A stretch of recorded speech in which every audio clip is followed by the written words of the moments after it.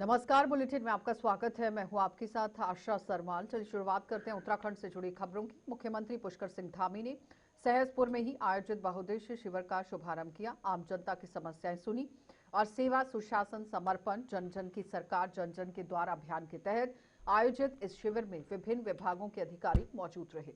करीब 1000 फरियादी अपनी समस्याएं लेकर पहुंचे, जिनमें कई मामलों का मौके पर ही समाधान कर दिया गया। ये 4 जुलाई से सेवा पखवाड़ा पूरे राज्य के अंदर इसके माध्यम से शिविर लगाए जा रहे हैं और पूरे प्रदेश के अंदर ऐसे शिविरों का आयोजन किया जा रहा है। जैसा आज गुरु राम राय इंटर कॉलेज में यहाँ पर जन जन की सरकार, जन जन के द्वार, विभिन्न विभिन्न विभागों के आज यहाँ काउंटर लगे हैं और आज यहाँ पर 1000 के लगभग सीधे सीधे लोगों ने इंटरेक्ट किया है। यहाँ विभिन्न अधिकारियों से, विभिन्न कार्मिकों से और अपनी समस्याओं को लेकर, अपने योजनाओं को लेकर, प्रमाण पत्रों को लेकर उनका समाधान भी यहाँ पर त्वरित गति से हुआ है और अभी शिविर चल रहा है पूरे दिन भर। तो इस बात से समझा जा सकता है कि जनता में इन शिविरों को लेकर, जन जन के द्वार, जन जन के सरकार, इस कार्यक्रम को लेकर बहुत उत्साह है और इसके पीछे हमारा उद्देश्य यही था कि लोगों को दूर दराज के इलाकों से चलकर देहरादून न आना पड़े, सरकारी कार्यालयों के चक्कर न लगाने पड़े और उनके घर के पास ही सरकार के सभी प्रशासनिक विभाग पहुंचे और उनकी समस्याओं का समाधान करें। और जो पहला चरण था, पहले चरण में भी लगभग 6 लाख लोगों ने ऐसे शिविरों में प्रतिभाग किया था और 60,000 के लगभग लोगों की समस्याओं का मौके पर ही निदान हुआ था। तो बड़ी संख्या है और ये शिविर हमारे चलते रहेंगे क्योंकि हमारा संकल्प है कि हमारी सरकार, हमारा प्रशासन, जो हमारा सीमावर्ती क्षेत्र है, समाज का अंतिम छोर है, सीमांत गांव है, उन सभी स्थानों तक पहुंचे और लोगों को सुविधा देने का काम करे, लोगों की समस्याओं का समाधान करे, उनकी सहायता। महिलाओं की सुरक्षा, सम्मान और अधिकारों को लेकर राज्य महिला आयोग ने एक जागरूकता एवं प्रशिक्षण कार्यक्रम का आयोजन किया। कार्यक्रम में महिलाओं की सुरक्षा से जुड़े हुए कानूनों, शिकायत निवारण व्यवस्था, कार्यस्थल पर उनके अधिकारों की जानकारी, विभिन्न विभागों के अधिकारियों और कर्मचारियों ने इसमें भाग लेकर महिला सुरक्षा, संवेदनशीलता से जुड़े हुए विषयों पर चर्चा की।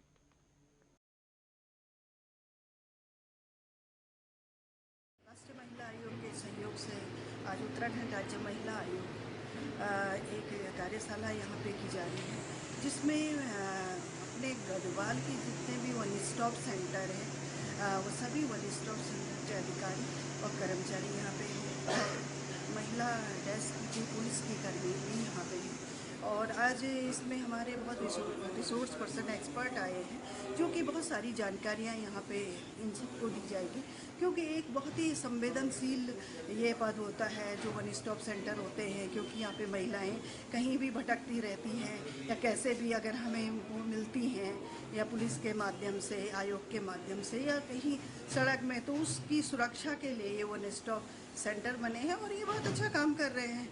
तो आज इसमें और अच्छे से इसमें हमारे जो एक्सपर्ट हैं उन्हें जानकारी देंगे, तो ये कार्यक्रम इसमें आयोजित। उत्तरकाशी में लगातार हो रही बारिश के बीच में जिलाधिकारी प्रशांत आर्य ने यहां स्याना चट्टी के भूस्खलन प्रभावित क्षेत्रों का स्थलीय निरीक्षण किया। उन्होंने राष्ट्रीय राजमार्ग पर यातायात जल्द बहाल करने के लिए वैकल्पिक मार्ग का निर्माण युद्ध स्तर पर पूरा करने और यमुना नदी पर निर्माणाधीन पुल का कार्य 1 सप्ताह में समाप्त करने के निर्देश दिए। जिलाधिकारी ने चारधाम यात्रियों और स्थानीय लोगों की सुरक्षा को सर्वोच्च प्राथमिकता बताते हुए राहत, बचाव और पूर्ण बहाली कार्यों में तेजी लाने पर जोर दिया।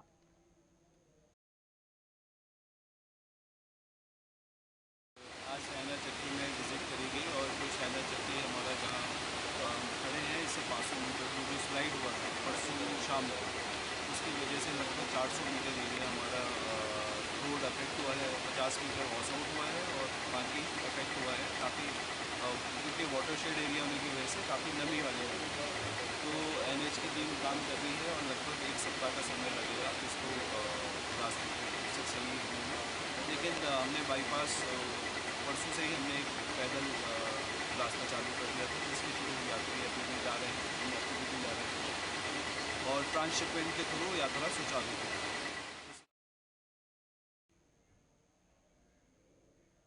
उत्तराखंड में 2027 विधानसभा चुनाव को लेकर राजनीतिक सरगर्मियां तेज हो गई हैं। भारतीय जनता पार्टी ने दावा किया है कि संगठन पूरी तरह से चुनावी मोड में आ चुका है। प्रदेश अध्यक्ष महेंद्र भट्ट ने कहा कि भाजपा का संगठन बूथ स्तर तक मजबूत है और पार्टी का हर कार्यकर्ता आगामी चुनाव की तैयारियों में जुटा हुआ है। उन्होंने कहा कि भाजपा किसी भी राजनीतिक दल को अपनाने और अपने यहां मुकाबले में नहीं मानती है और संगठन पूरी मजबूती के साथ चुनावी मैदान में उतरेगा। के चैनल पे फ्रंट रूट पे आ रहा है, कोई फ्रूट नहीं है, कहीं दिखता नहीं है। भारतीय जनता पार्टी किसी को भी अपने मुकाबले में हम मानते नहीं है। भारतीय जनता पार्टी विधानसभा चुनाव को लेकर पूरी तरह कटिबद्ध है। हमने अपनी टीम लगा दी है, हमारे कार्यकर्ता बूथ स्तर से लेकर और पूरा तंत्र हमारा चुनाव के लिए तैयार हो चुका है। अखिल भारतीय कांग्रेस कमेटी की रचनात्मक विभाग की प्रभारी संदीप दीक्षित ने प्रदेश मुख्यालय में प्रेस वार्ता कर संगठन के नए जनसंपर्क अभियान की जानकारी दी।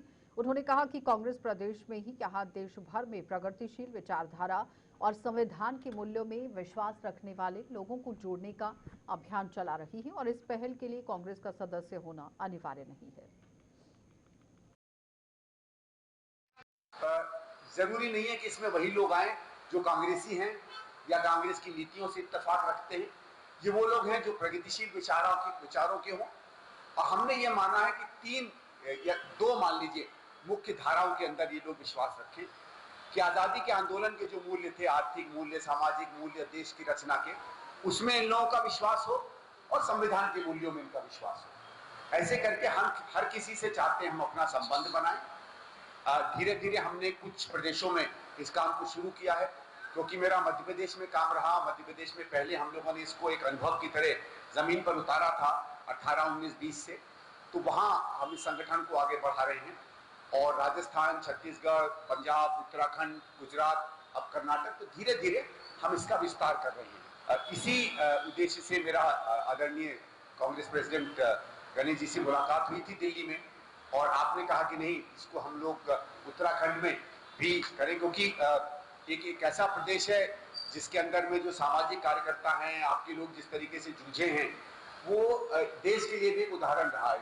अलग एक चरित्र, एक कैरेक्टर इस प्रदेश का रहा है, जहाँ जो लोग राजनीतिक लोग जो प्रभाव करते हैं, समाज में भी बहुत शक्तियां और ऊर्जा रही है, और अलग अलग चीजों पर आप लोगों ने सरकार का भी रुख मोड़ा है और चीजों को सामने भी लेकर आए हैं।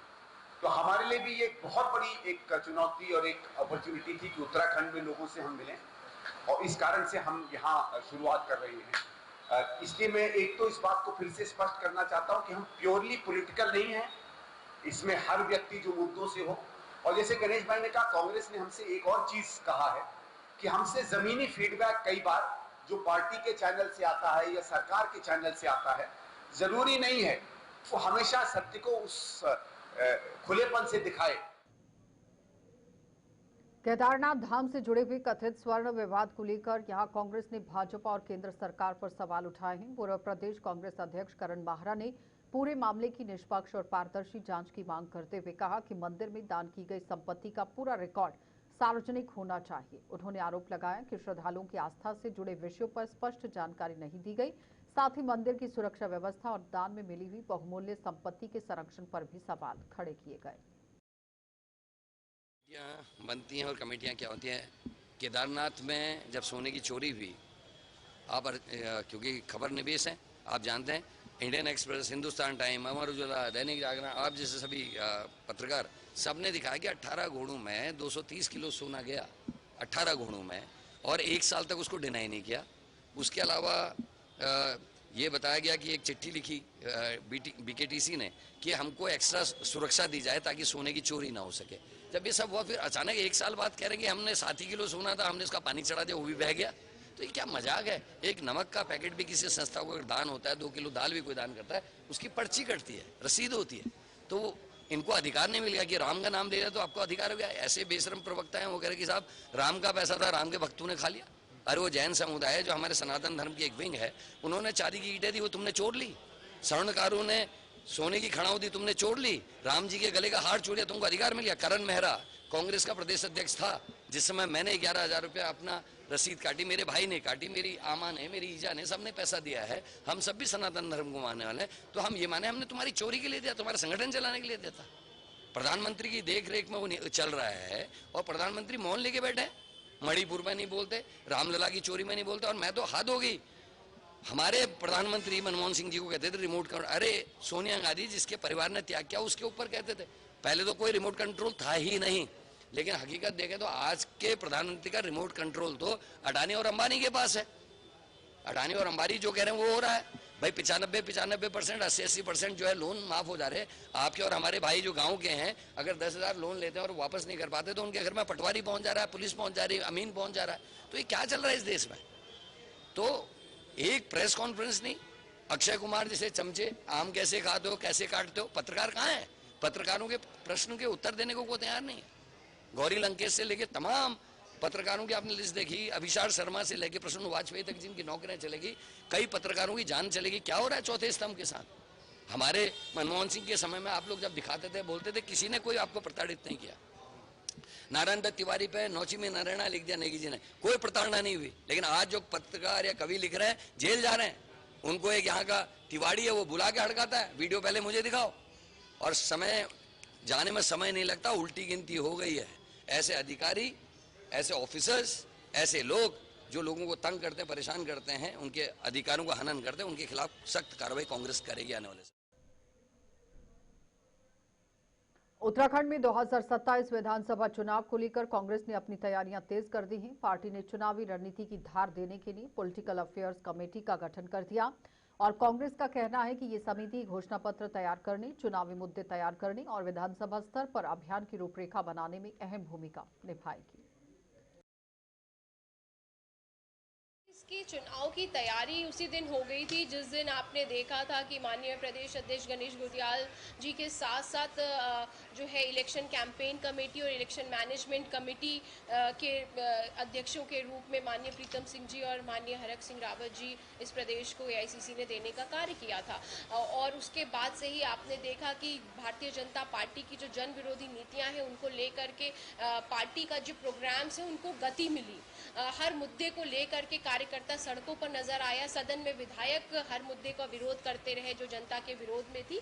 इसी क्रम में कल जो है पॉलिटिकल अफेयर्स कमेटी आई है। पॉलिटिकल अफेयर्स कमेटी किसी भी राजनीतिक दल के लिए चुनाव के मद्देनजर बहुत अहम भूमिका निभाती है। इसमें सारे वरिष्ठ नेतागण होते हैं जो ये तय करते हैं कि आने वाला चुनाव है उसकी रणनीति क्या होगी, उसकी रूपरेखा क्या होगी, मैनिफेस्टो में क्या होगा और हर विधानसभा वार जो है कौन कौन से ऐसे मुद्दे हैं जिनको लेकर के हम जनता के बीच में जा सकते हैं। लोकल मुद्दों से लेकर के राष्ट्रीय लेवल तक के मुद्दे हैं, ये तय करना इनकी जिम्मेदारी होती है। तो सभी सम्मानित जो सदस्यगण हैं जिनको एआईसीसी ने चुना है उन सभी को बहुत बहुत बधाई और एआईसीसी को धन्यवाद कि उन्होंने टाइमली ये कमेटी हमें देने का कार्य किया है। अब जो आने वाला चुनाव है उसको लेकर के अब जो प्रक्रिया और है उसको और गति मिलेगी और सभी कार्यकर्ता एकजुट होकर के और ऊर्जा के साथ नई ऊर्जा। उत्तराखंड में 2027 विधानसभा चुनाव को लेकर उत्तराखंड क्रांति दल ने भी अपनी तैयारियां तेज कर दी हैं। पार्टी के केंद्रीय अध्यक्ष सुरेंद्र कुकरेती ने दावा किया कि यूकेडी ने चुनावी रणनीति पर 2 वर्ष पहले ही काम शुरू कर दिया था। उन्होंने कहा कि संगठन के वरिष्ठ नेताओं के साथ साथ युवा कार्यकर्ता भी लगातार जनता के बीच में सक्रिय हैं और बूथ स्तर तक संगठन को मजबूत करने का कार्य किया जा रहा है। तैयारी चल रही है जो एक राजनीतिक पार्टी की होनी चाहिए, वो चल रही है। और मैं ये समझता हूं कि इस समय पहली बार ऐसा हुआ है कि हम 2 साल पहले से लग गए इस तैयारी में चुनाव की। और हमारे जितने भी वरिष्ठ नेता हैं सब जो है अपने अपने क्षेत्रों में काम कर रहे हैं। और मैं नहीं समझता कि जिस तरह से इस समय तमाम जो हमारे वरिष्ठ नेता हैं, सेकंड लीडरशिप है, जिस तरह से वो काम कर रहे हैं, ये उत्साह है। लेकिन मैं एक निवेदन और कर रहा हूं आपके माध्यम से अपने जितने भी हमारे लीडरशिप है कि अति उत्साह में न रहें। हम उत्साह होना चाहिए, अति उत्साह ना हो। ऐसा ना हो कि हम बैक फुट पे चले जाएं अति उत्साह में। और जिस तरह से जनता का हमें समर्थन मिल रहा है वो काबिल तारीफ है। और काबिल तारीफ उन लोगों के लिए है जो लोग हमारे जमीनी स्तर पे जो लोग हमारे नेता जो काम कर रहे हैं, हमारे सेकंड लीडरशिप काम कर रही है, हमारे युवा काम कर रहे हैं, सभी महिला वर्ग से लेके तमाम जितने भी हैं सब जो है इस समय धरातल पे काम कर रहे हैं।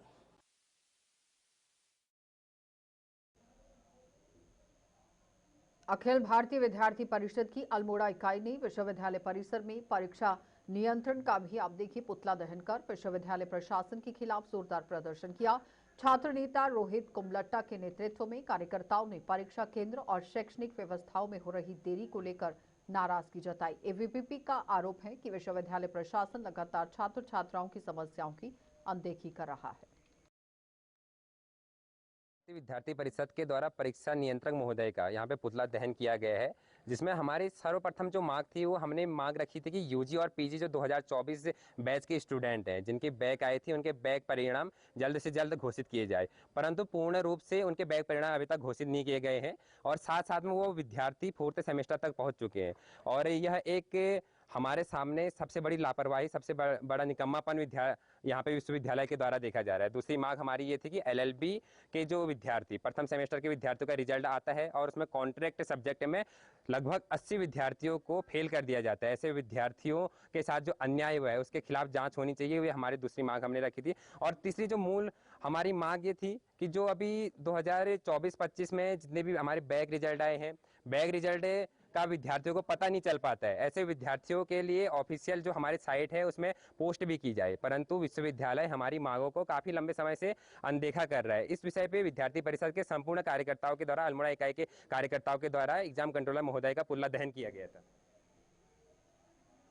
देहरादून में मानसून के दौरान जल भराव की समस्या से निपटने के लिए नगर निगम लगातार सफाई अभियान चला रहा है। नगर निगम का कहना है कि नदी नालों में फेंका जा रहा कूड़ा जल निकासी व्यवस्था को बाधित कर रहा है, जिससे बारिश के समय कई क्षेत्रों में जल भराव की स्थिति पैदा हो जाती है। नगर स्वास्थ्य अधिकारी ने लोगों से अपील की है कि नदियों और नालों में कचरा न फेंकें और उसका उचित निस्तारण करें। सच पूछिए, अपील तो लगातार हम लोग कर ही रहे हैं, घरों पे भी टीम जा ही रही है, अनाउंसमेंट भी कर ही रही है और कचरे को फेंकना तो अलग बात है, कचरे के लिए पूरा पोल्यूशन कंट्रोल बोर्ड से लेकर के सारे जो है प्रधानमंत्री जी भी स्वच्छता के ऊपर कितनी बार बोलते हैं, तो ये तो जनप्रतिनिधियों को भी अभी हम मेयर साहब के यहाँ के माध्यम से सभी जितने हमारे जनप्रतिनिधि हैं जो पार्षद लोग हैं उनको भी हमने कहा है कि आप अपने अपने क्षेत्र में लोगों को जो है अवेयर करें। हमारे एसआई और पूरी टीम उनके साथ होगी। रास्ता तो यही है, सतत प्रयास है, चलता रहेगा। लोगों को भी, स्कूलों के लिए भी हम कर रहे हैं कि कम से कम बच्चे उससे थोड़ा सा वो लेके जाएं, स्कूलों में भी पाठ्यक्रम में भी कुछ ऐसा जोड़ा जाए। तो ये सब चीज़ें हैं। अभी धरातल पे आते आते थोड़ा समय जरूर लग रहा है। की गई है चालानी कार्रवाई को भी थोड़ा जोर दिया जा रहा है कि चालान करें, लेकिन अब वो तो एक एक आदमी को पकड़ना तो बड़ा टफ काम है, ठीक है। पर मैं भी जो देख रहा हूँ काफ़ी नदी नाले थोड़े साफ़ हुए हैं।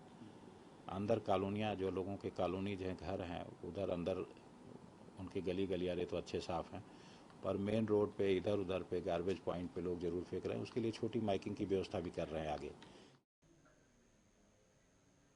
उधम सिंह नगर की ही खटीमा रेंज में अवैध पेड़ कटान का एक और मामला सामने आने से वन विभाग की कार्यप्रणाली पर सवाल उठ रहे हैं और चकरपुर वन चौकी क्षेत्र से सामने आए वीडियो और तस्वीरों में कई कटे हुए पेड़ों की अवशेष दिखाई दे रहे हैं, जबकि आरोप है कि अधिकारियों को केवल 2 पेड़ों के कटान की जानकारी दी गई। स्थानीय लोगों ने सबूत मिटाने की कोशिश का भी आरोप लगाया है।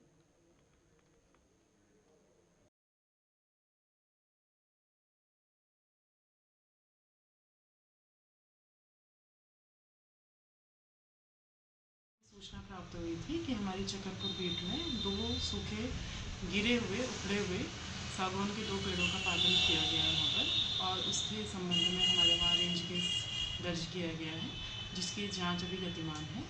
जांच की जो अंतिम रिपोर्ट आ जाएगी तो फिर अवगत करा दिया जाएगा। ठीक है। हाँ, जो लकड़ी कटी है उसमें से कुछ माल हमको बरामद हो गया है, जिसके नपत वगैरह करवा करके उसे सुरक्षित स्थल पर रखवा दिया गया। कहाँ से बरामद होंगे? वही मौके से बरामद।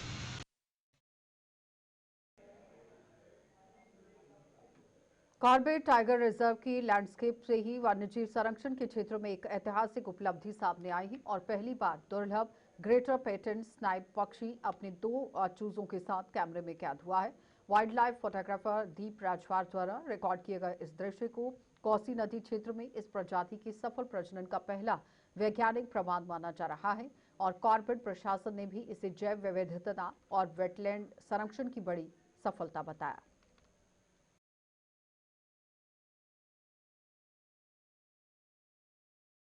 ये ग्रेटर पेंटेड स्नाइप है जो बहुत ही रेयर है और इतना रेयर है इस बात से आप अंदाजा ला सकते हैं कि आज तक इससे कोई फ़ोटो रिकॉर्ड नहीं आ पाया है, खासकर हमारे कोसी नदी और कॉर्पोरेट में। और इसको मैंने डॉक्यूमेंट करा है और जो सबसे खास बात है मतलब स्थानीय होने के बाद भी ये आज तक फ़ोटो इसका रिकॉर्ड नहीं बन पाया। और दूसरा जो आपका मेल बिहेवियर है, मोस्टली होता है क्या है कि जो फीमेल्स हैं वो बच्चों को अंडे देती हैं, फिर सेकती हैं, बच्चों को पालती हैं। और यहाँ पर जो मेल है जब मादा अंडे देकर चली जाती है तो मेल के ऊपर पूरी जिम्मेदारी रहती है उसको सेकना और फिर उनको पालना, उनकी रक्षा करना। तो ये बहुत ही दुर्लभ एक मतलब बिहेवियर है जो हमें आमतौर पर देखने को नहीं मिलता है। और इस वजह से क्या है कि यहाँ की जो एक आपके इकोसिस्टम की बात हम करते हैं, बायोडाइवर्सिटी की बात करते हैं, और जब ऐसे डॉक्यूमेंटेशन दुर्लभ हमें पल मिलते हैं तो इसको और मजबूत बनाते हैं। और कहीं कहीं जो एक संरक्षण की हमारी एक दिशा है वो अच्छी दिशा में मतलब हम लोग कह सकते हैं कि जा रही, तभी हमें ये दुर्लभ जो पक्षी हैं यहाँ पर मिल रहे हैं। और एक जो बर्ड वॉचर्स हैं उनके लिए बहुत अच्छी खबर है कि उनको भी अगर वो मतलब जो जिस जगह मैंने देखी उस नदी में मैंने इसको रिकॉर्ड करा हुआ है, तो अगर वहाँ जाएंगे तो शायद वो इस पर डॉक्यूमेंटेशन कर सकते हैं। कौन से स्थान में आपने इसे रिकॉर्ड? ये रिंगोड़ा में जो मेरी वाइल्ड लाइफ आर्ट गैलरी उसके पीछे कोसी नदी है, वहाँ पर एक हल्का सा वेटलैंड है, यहाँ पर इसको मैंने 2 बच्चों के साथ देखा जो बहुत ही इसको रेयर बनाता है। देखिए जो ग्रेटर पेंटेड स्नाइप है वो हमारा जो लैंडस्केप है ऑर्बिट का उसमें पाई जाती है। और जो ग्रासलैंड है इसके या जो छोटी ग्रासेस होती हैं जनरली उसके बीच में पाई जाती है। और क्योंकि उसका हैबिटाट ऐसा है तो इसमें जो कम दिखती है ये रिलेटिवली बाकी बर्ड्स के अपेक्षा। और बताते चले कि डोईवाला विधानसभा क्षेत्र की माझी ग्रांट स्थित यहाँ शेरगढ़ और बालकोवारी क्षेत्र को विकास की नई सौगात मिल गई है। क्षेत्रीय विधायक ने करीब 50 लाख रुपए की लागत से निर्मित 3 नई सड़कों का लोकार्पण किया। विधायक ने कहा कि इन सड़कों के निर्माण से स्थानीय लोगों को बेहतर आवागमन की सुविधा मिलेगी और लंबे समय से चली आ रही यातायात संबंधी समस्याओं का समाधान होगा। आज हमने बालकुमारी और वार्ड नंबर 1 और एक वार्ड नंबर 5 एक गुरुद्वारा से लेकर के और ये प्रताप बस्ती जी के घर तक जो है आज गड्ढे थे यहाँ पे भी, बालकुमारी में भी। तो आज ये सड़क पूरी हो गई है, इसका हमने लोकार्पण किया है। हमारी सरकार भारतीय जनता पार्टी की सरकार, हम लोग लगातार अपने क्षेत्र के में विकास के बहुत काम कर रहे हैं। आप सब उसका भी बहुत जल्दी हम लोकार्पण करेंगे। तो ऐसे बहुत से हमारे हैंडपंप हैं, लगातार हम लोग इस क्षेत्र के विकास के लिए हम लोग कार्य। हमने लोगों से वादा किया था कि अगर हम जीत कर आगे आते हैं तो मैं इस सड़क को बनवाने में पूरी कोशिश करूंगी। और जब हमने चुनाव जीता तो मैंने अपने विधायक जी से आग्रह किया है कि वार्ड नंबर 1 की जो सड़क है उसका निर्माण कार्य किया जाए। आज हमारे विधायक जी द्वारा इस सड़क का लोकार्पण किया गया और मैं विधायक जी द्वारा बहुत ही विकास के कार्य किए जा रहे हैं, चाहे सड़कों का निर्माण हो या अन्य कोई भी स्कूलों के लिए निर्माण हो या मंदिरों का निर्माण हो। विकास के कार्य काफ़ी गति से किए जा रहे हैं। आज भी उनके द्वारा एक सड़क बालकुआरी में और 2 सड़कें जो है वार्ड नंबर 5 शेरगढ़ में लोकार्पण किया गया है, जिनकी लागत लगभग जो है एक सड़क की 18 लाख है और दूसरी सड़क की जो है 30 लाख के आसपास लागत का निर्माण कार्य किया जाए। और भी कई निर्माण कार्य। महिलाओं को कॉर्पोरेट नेतृत्व की मुख्य धारा से जोड़ने की दिशा में फिक्की फ्लो की अहम पहल और स्वतंत्र निदेशक यानी कि इंडिपेंडेंट डायरेक्टर की भूमिका और उससे जुड़ने के अवसरों को लेकर विशेष जागरूकता कार्यशाला का आयोजन किया गया। कार्यक्रम का यह उद्देश्य खासतौर पर छोटे शहरों की महिलाओं को कॉर्पोरेट बोर्ड में नेतृत्व की जिम्मेदारियों के प्रति जागरूक रखना और उन्हें नए अवसरों से परिचित कराना रहा। ये प्रोग्राम है कंपनीज के अंदर वुमेन को इंडिपेंडेंट डायरेक्टर बनने के एक मार्ग दिखाने का, उनको एक ग्रेड को बताना कि कैसे वो बन सकती हैं, उनका क्या रोल रहेगा उसके अंदर और क्या उनको बनने के लिए करना चाहिए आगे। तो ये छोटे शहरों में जो होता है, मेट्रोज में तो सबको पता होता है, छोटे शहरों में क्योंकि अवेयरनेस थोड़ी कम है तो इसलिए हम लोगों ने ये प्रोग्राम किया ताकि एक अवेयरनेस क्रिएट हो। और यहाँ पे पॉसिबिलिटीज़ बहुत हैं और जो एक लोगों के मन में धारणा है कि छोटे शहरों से लोग बड़ी कंपनीज के अंदर डायरेक्टर नहीं बन सकते, उस धारणा को तोड़ना है। जो भारत के अंदर कानून है मार्केट को रेगुलेट करने का और कंपनीज को नियंत्रण करने का। उसके तहत कुछ